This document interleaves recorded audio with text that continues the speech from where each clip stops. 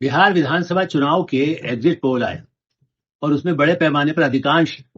जो सर्वे की समूह है उन्होंने दिखाया कि साहब एनडीए यानी भारतीय जनता पार्टी, जनता दल यू और उनके सहयोगी संगठन, रामविलास पासवान की पार्टी, चिराग पासवान की पार्टी, मांझी की पार्टी,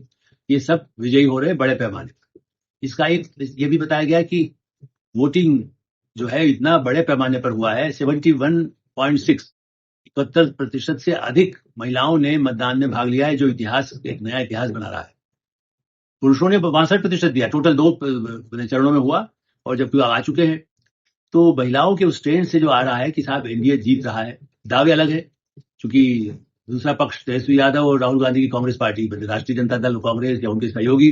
वो कह रहे नहीं ये गठबंधन हमारा जीत रहा है। जीतने तक के नहीं, मैं आज की उसकी चर्चा सर्वे से ज्यादा इस बात पर कर रहा हूं कि उनको लेकर के मीडिया में जब चर्चा होती है तो उसका इस तरह से उपयोग दुरुपयोग होता है, जिस भाषा का इस्तेमाल करके भड़काने की कोशिश होती है, ये भी एक विचारणीय विषय है। उसी तरह से यदि आप सूचनाएं गलत देंगे, जैसा आतंकी घटना के बारे में भी मैं इससे पहले भी कह चुका हूं, यदि कोई घटना है उसको यदि कोई बढ़ा चढ़ा करके गांव में फैला देता कि साहब देखिए वहां तो इस इलाके में इतने लोग एक ही धर्म के, समुदाय के, जाति के मारे गए हैं, वो संख्या 2000 बताए। जैसे दिल्ली की घटना पर कई जो सामान्य लोग काम करने वाले उन्होंने 100 बता दिया, कहीं कुछ बता दिया। बिहार में भी कई कई जगह लोगों को भ्रम फैलाया गया। तो इस दृष्टि से इस समय ये समीक्षा की बात है कि कहीं या जहर मिला हुआ है, बचिएगा, अफवाहें फैलाना इसको काम है। मीडिया में जिस तरह से अफवाहें फैलाने से सर्वे का असर हो रहा हो, इससे कोई चुनाव परिणाम प्रभावित नहीं होते, लेकिन अफवाह फैलाकर, उत्तेजना फैलाकर ऐसा संकट ना आए, इसके लिए सरकार और सुप्रीम कोर्ट को विचार करना होगा कि अफवाहें मीडिया के जरिए जिस तेजी से जाती है, जहर की से ज्यादा तेज, बिल्कुल वो स्लो पॉइजनिंग नहीं है। स्लो पॉइजनिंग का तो अपना तरीका अलग है।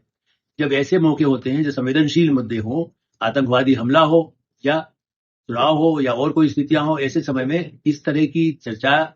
सार्वजनिक यूट्यूबर, फेसबुक, सोशल मीडिया, उसको विश्वसनीय बना के भारत में शिक्षित लोगों की संख्या जितनी है उससे अधिक भी ऐसे लोगों की संख्या है जो बहुत भोले भाले हैं और उनको उनको भ्रमित किया जा सकता है। महिलाओं को शहरों में शिक्षित होते हुए भी भ्रमित किया जा सकता है। इस दृष्टि से विचारणीय विषय होगा कि सर्वे या उसके मुद्दे पर उत्तेजना तो छोड़िए, लेकिन इससे अधिक जो अफवाहों का जो दौर है, मार दिया, काट दिया, जला दिया, खत्म हो गए, उन लोगों को उस सूचनाओं को कैसे नियंत्रित, चूंकि काउंटर करने के बाद उसको नहीं देखा जिसने पहले वाला देखा, उसी में दूसरे समूह ने भी सैकड़ों लोगों को अपने इकट्ठा करके ऐसा कुछ दंगा कर दिया तो उसका नुकसान हो सकता है। इसलिए अब ये समय है जब आतंकी हमले के बाद और भारत में प्रजातंत्र को मजबूत करने के लिए मीडिया की लक्ष्मण रेखा के लिए मीडिया काउंसिल बने या नए कानून बने, उस पर नियंत्रण के लिए सही समय आ गया है।